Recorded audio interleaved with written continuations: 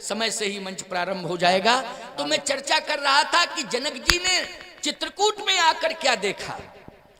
एक तो जनक जी महाराज ने भाई भाई का प्रेम देखा चित्रकूट में आके। बोलो देखा कि नहीं देखा? भाई भाई का प्रेम देखा।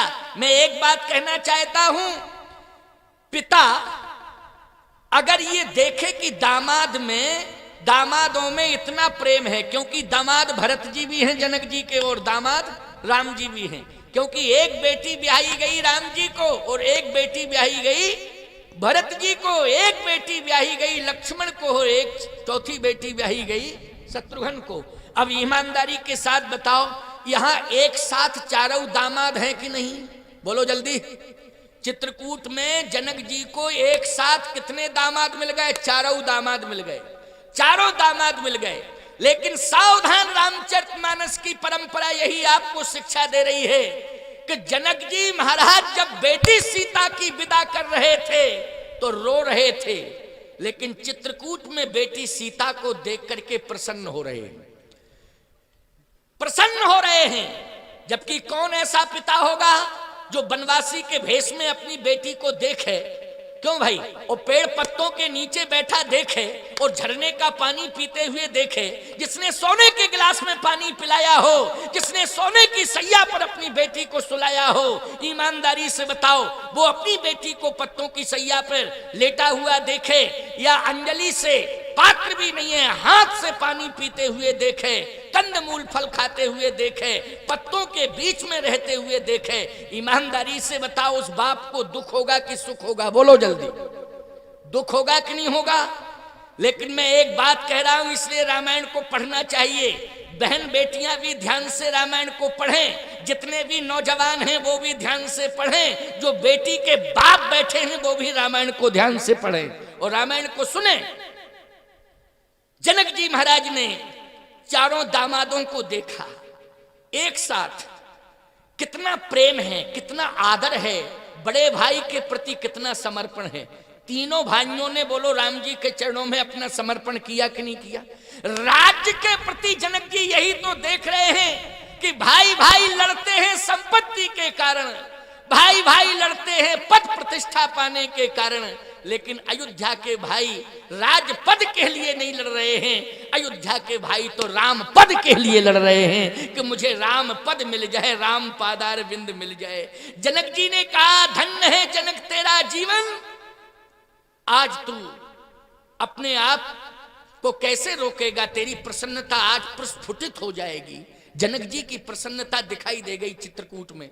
जब जनकपुर में देखा गया तो जनक जी रो रहे थे। गोस्वामी जी कहते हैं बंधु समेत जनक तहीं आए, उसी बिलोक नयन जल छाए। सीता जी को देख करके रोने लगे। सिय बिलोक धीरता भागी और रहे कहावत परम विरागी। बोलो धीरता जनक जी की जनकपुर में चली गई कि नहीं चली गई? और जनक जी ने लीन राह और लाए जान की, ओ मिटी महामर्याद ज्ञान की। उस समय इतना धीरज टूट गया जनक जी का कि सीता जी की विदा करते समय दौड़ पड़े और अपनी बेटी को भुजाओं में भर लिया, हृदय से लगा लिया। गोस्वामी बिंदु जी ने बहुत बढ़िया एक छंद लिखा है। गोस्वामी बिंदु जी हुए हैं, बहुत अच्छे वक्ता हुए हैं, बहुत पुराने रामचरितमानस सम्मेलन की परंपरा उन्हीं ने डाली है। उन्होंने एक छंद लिखा है, बहुत अच्छे कवि, उत्कृष्ट कवि। उन्होंने कहा कि जनक जी महाराज ने जब सीता जी को हृदय से लगाया और फूट फूट करके रो रहे थे तो उनकी आंखों के आंसू ऐसे निकल रहे थे जैसे सावन भादों में झड़ी लग जाती नहीं, बरसात में झड़ी लग जाती सावन भादों की, ऐसे ही आंसुओं की झड़ी लग गई, आंसू रुके नहीं। वो दशा जनक जी की। मैं एक बात कहता हूं, बेटी की विदा होती है, बाप की आंखों में आंसू आते हैं, लेकिन आंसू आने के साथ साथ प्रसन्नता भी इस बात की होती कि मैंने आज बेटी का हाथ पीला कर दिया। बोलो भाई, बेटी का हाथ पीला कर दिया। मैं एक बात आपसे पूछना चाहता हूं, जब बेटी का हाथ पीला नहीं करता है बाप तो चारपाई पर पड़ा रहता है, लेकिन रात को रोता है, सोता नहीं है। जब तक बेटी का विवाह नहीं कर देता है वो सोता जरूर है बेटी चरपाई पर, लेकिन सोता है, लेकिन वो सोता नहीं है, वास्तव में वो रोता है। यही चिंता करता है कि कब बेटी की विदा करें, कब बेटी की विदा करें, कब बेटी की विदा करें। क्योंकि बेटी उसके घर की इज्जत है, उसके घर की प्रतिष्ठा है, बोलो है कि नहीं। वो रात दिन रोता रहता है, लेकिन जिस दिन वो बेटी का हाथ पीला करके विदा करता है, उस समय आंखों में आंसू होते हैं, लेकिन प्रेम के आंसू होते हैं। बोलो दुख के आंसू नहीं होते हैं, किसके आंसू होते हैं? प्रेम के आंसू होते हैं। आंखों में प्रेम के आंसू होते हैं, हृदय में प्रसन्नता होती है कि आज मैं जिम्मेवारियों से मुक्त हो गया हूं, मैंने अपनी बेटी का हाथ पीला कर दिया है, अब मेरा जीवन धन्य हो गया है, मैं अपनी जिम्मेदारियों से आज मुक्त हो गया हूं। लेकिन जनक जी महाराज उस समय हृदय से रोए प्यारे, हृदय में प्रसन्नता नहीं थी, हृदय से रोए हैं। हृदय में प्रसन्नता जब आई है तब चित्रकूट में आई, जनकपुर में नहीं। यही प्रमाण मैं दे रहा हूं, अंतिम 5 मिनट की बात है, बस इस बात को सुन लेना और वाणी को विश्रामित करूंगा, शेष चर्चा कल करूंगा। लीन राय उड़लाए जानकी,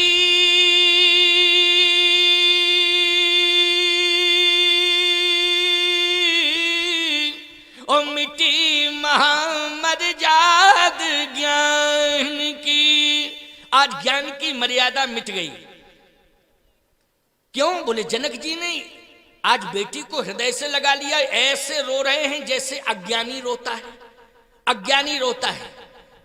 देखत ही सिय मूरत को निज अंग विसूरत खोवन लागे, मंत्र सवै मन मौन धरे मिथिलेश की मूरत जोवन लागे। मानो विराग की राख मही प्रद्रगंचल बिंदु सुधोवन लागे। ज्ञान की तो मर्याद मिटी, हा जान की रोवन लागे। कि आज तो ज्ञान की मर्यादा ही चली गई। लेकिन जनक जी से ज्ञानियों ने कहा कि जनक जी आप ज्ञानियों के भी ज्ञानी हैं, आप ब्रह्म ज्ञानी हैं। जासु ज्ञान रवि भवनिसी नासा, वचन किरण मुनि कमल विकासा। आप ज्ञानियों के भी ज्ञानी हैं, लेकिन आज आपका ज्ञान कहां चला गया? आज आपका ज्ञान मिट्टी में मिल गया जनक जी। जनक जी ने कहा तुम मेरे अंतःकरण की बात नहीं समझ पाओगे, अंतःकरण की बात नहीं समझ पाओगे, बाहर के आंसू देख रहे हो। आज जनक क्यों रो रहा है? उत्तर मिल गया है चित्रकूट में कि जनक उस समय क्यों रोए थे। क्योंकि रोना चाहिए था उन्हें चित्रकूट में, लेकिन रो रहे हैं जनकपुर में। बोले चित्रकूट में प्रसन्नता व्यक्त कर रहे हैं। कब कर रहे हैं प्रसन्नता व्यक्त? जब तापस वेश जनक सिय देखी,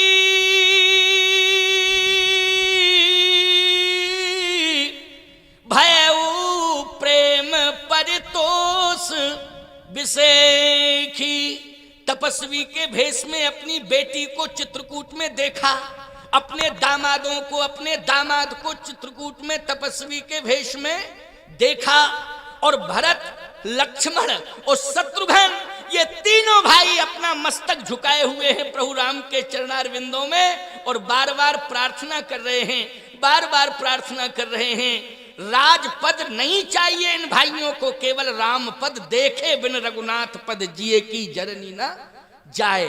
ऐसा दृश्य देखा तो जनक ने कहा कि मेरा जीवन धन्य हो गया, क्योंकि मैंने प्रतिज्ञा की थी कि जो भी धनुष तोड़ेगा, मैं दशरथ के दरवाजे पर नहीं गया था कि मेरी बेटी को स्वीकार कर लो, आपका बेटा लायक है, मैं अपनी बेटी का विवाह करना चाहता हूं आपके बेटों से। लेकिन मैं नहीं कहा था, मैंने तो प्रतिज्ञा की थी कि जो भी धनुष तोड़ेगा उसी के साथ मैं अपनी बेटी का विवाह कर दूंगा।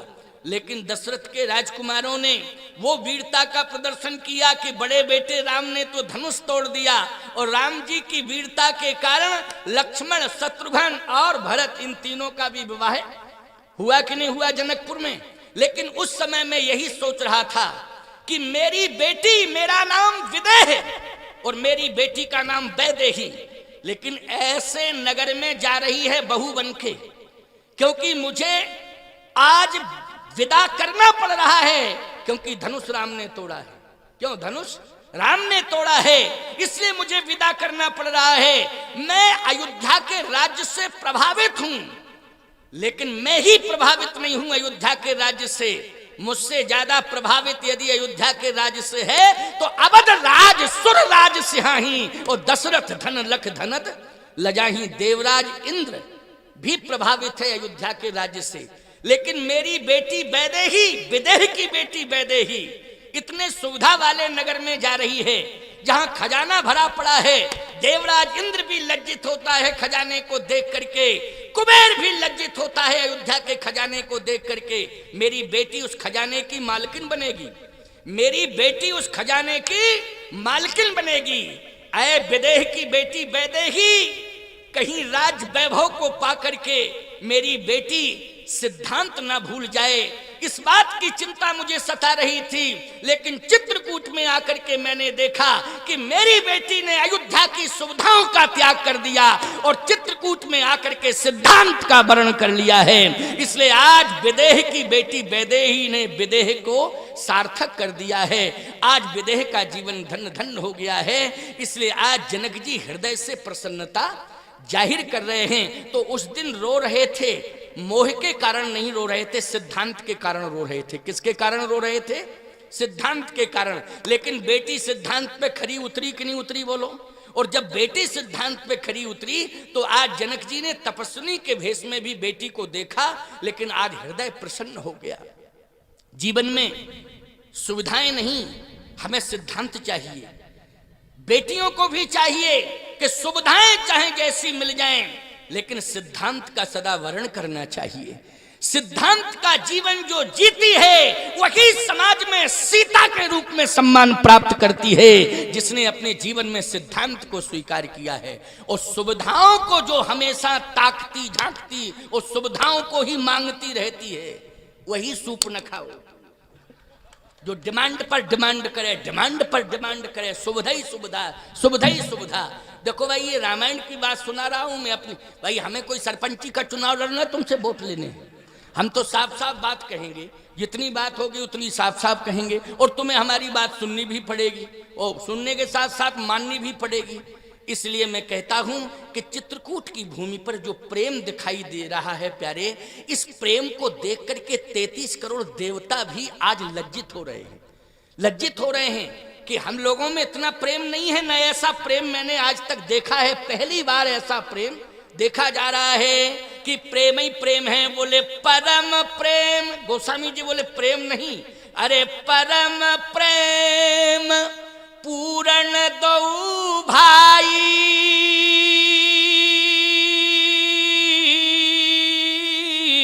मन बुद्धि चित यही मित बिसराई।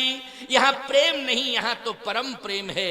इसलिए आपस में भाई भाई प्रेम बना के चलें। सास बहू में प्रेम हो, गांव वालों में प्रेम हो, पड़ोसियों में प्रेम हो। मैं कहता हूं जब इतना प्रेम, ऐसा प्रेम जो रामचरितमानस की कथा के माध्यम से भरत चरित्र में सुनने को मिल रहा है, राम भरत में देखने को मिल रहा है, अगर इसी प्रकार का प्रेम परिवार और पड़ोसियों गांव में आ जाए तो मैं दावे के साथ कहता हूं अयोध्या में रामराज बाद में आएगा।